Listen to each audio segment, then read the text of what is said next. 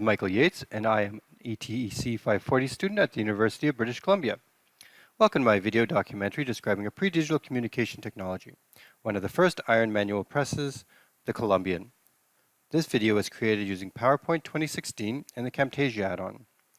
Most of the images and video used were taken by me at the Bradford Industrial Museum, so if you happen to be in Bradford, United Kingdom, please give them a visit. It would definitely be worth your time. All other images were taken from Google Images using the Labeled for Non-Commercial Reuse filter. References will be given at the end of the document. Today I'm going to talk about the background and operation of the Columbian printing press. I will then continue into the implications for literacy and education, and finally give you my final thoughts and reflections on the creation of this video and the pre-digital technology described.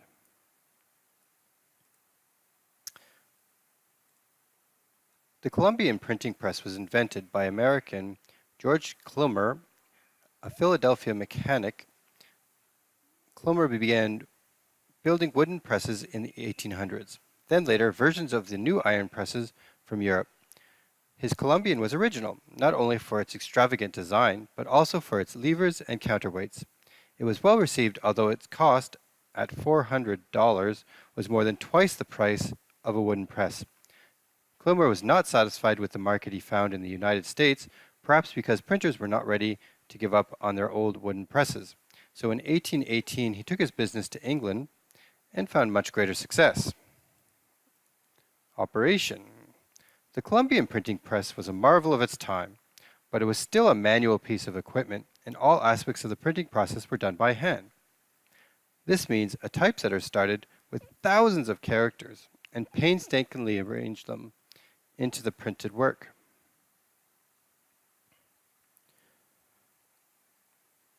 That work was then put on a printing platform, and the printer used a roller to put ink on it. Then the pressman used a series of counterbalances to drop the platen, which was a giant metal plate, on the paper to make an impression. The published work was then taken to a line to dry, and the work required print. If the work required print on both sides, the paper was flipped over and the procedure repeated.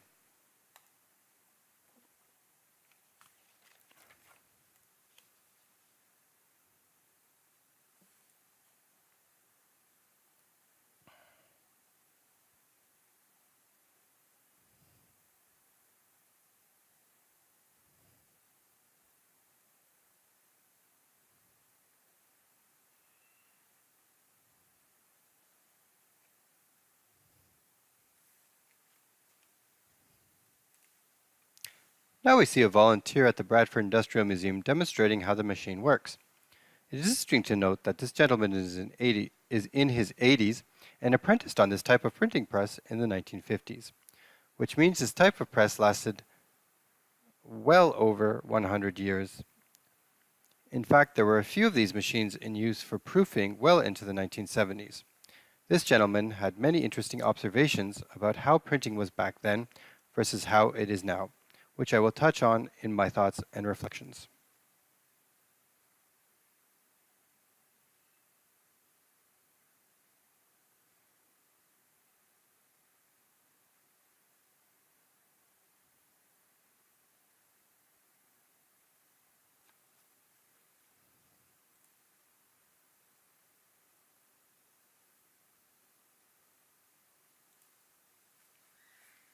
Significance to education and literacy. Before we get into the significance of the Columbian printing press, it is important to understand the history of the printing press itself. The modern printing press was invented by Johannes Gutenberg in the 1400s. The printing press was made entirely of wood, and other than a few parts being swapped out for those made of metal, the design did not change for 400 years. Now, in the 1800s, we saw the first printing presses made entirely of iron. One of the best was the Columbian printing press. As witnessed, Kynan remarked in his book, the Columbian so greatly overshadowed other improved presses of the period in power, durability, ease of pull, and evenness of impression, that it came to represent the ultimate triumph of the lever press. With this change came some significant enhancements in the production of published work.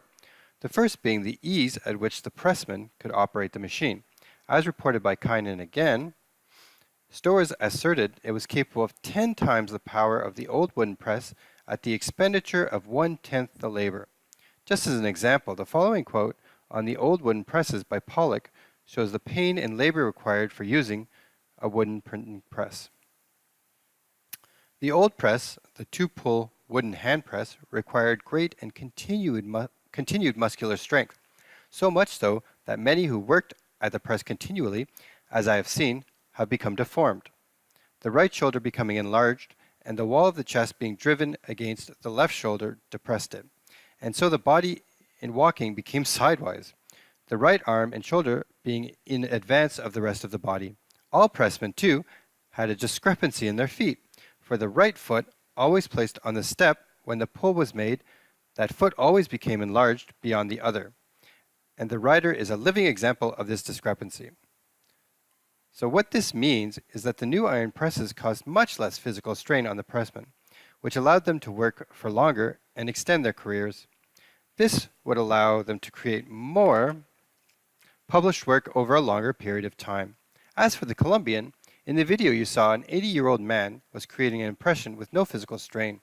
I also had my 5-year-old son try and pull on the lever, and he made a very clear impression on the paper as well.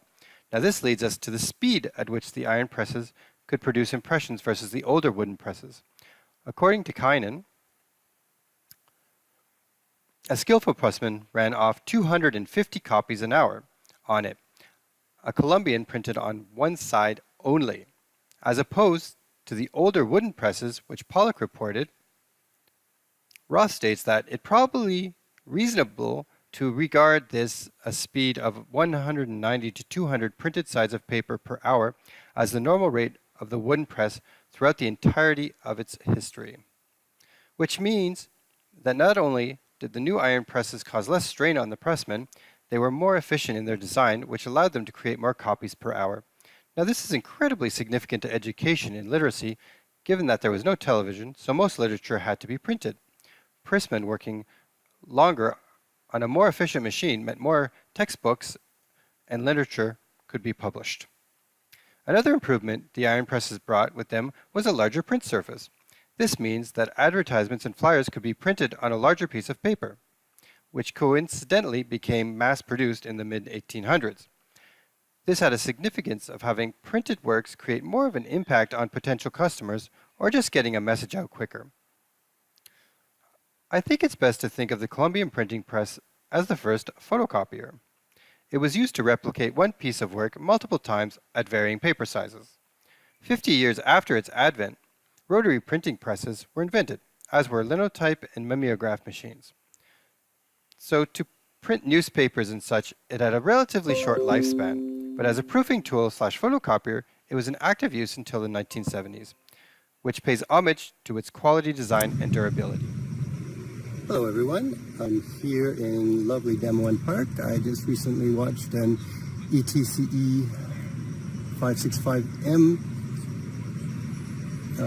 OER that stated that bringing people into a new environment is going to increase engagement, so that's what I'm doing. So for my final thoughts and reflections, I decided to come here and basically give you 2 minutes because my kids are sitting in the corner over there with a bag of chips, and that's about as long as I'm going to have. So what I want to talk about today is the creation and my reflections on the creation of this video. I decided to use PowerPoint with the Camtasia add-on. I know it's probably a little more limited than some of the other technologies out there, but to be honest, I was very comfortable using it, and I didn't find the learning curve to be too much, so I just preferred to do it that way. And I think as students, we feel pressure to use these new technologies. And to be honest, there's other ways of doing it. And let's just figure it out using what we have. It's also better because I didn't have to actually purchase any software, and none of them had limited functions. When you use a lot of these demo products, there's limited functions on these things. So it doesn't give you that rich experience. So that's why I chose to do it with PowerPoint and Camtasia, which is free through UVC. Now, as for my reflections on the pre-digital technology, i.e. the Columbian iron press, it really was something that did have an impact at its time. It was a machine that had far more durability. It didn't require so much muscle strength, which could lead to more people getting employed as pressmen. But what I really want to talk about is the results of what's occurred over the last 200 years. And the gentleman in the video that you saw is 80-something years old. He basically used that press when he was an apprentice, and he made some interesting comments. He said because of the difficulties of actually setting the produced work or the product, he learned how to read upside down, he learned his spelling, and it really just shocks him nowadays at the errors you'll see in a lot of these printed materials. He's always talking to his wife saying, what is this? This is spelt wrong. This comma should not be here, blah, blah, blah, blah, blah. So I think just because it's easier nowadays doesn't mean it's better, right? Let's face it, this little video could go to potentially more people than any kind of printed work in the 1800s. So, like I said, just because it's easier doesn't mean it's better. And that's pretty much my final thoughts, because my kids are almost on their tips, so I gotta get going.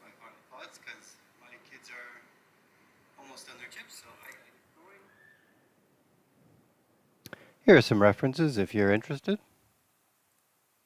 And here are my children that were waiting there, and really good parenting because they're in front of a sign that says beware of crocodiles.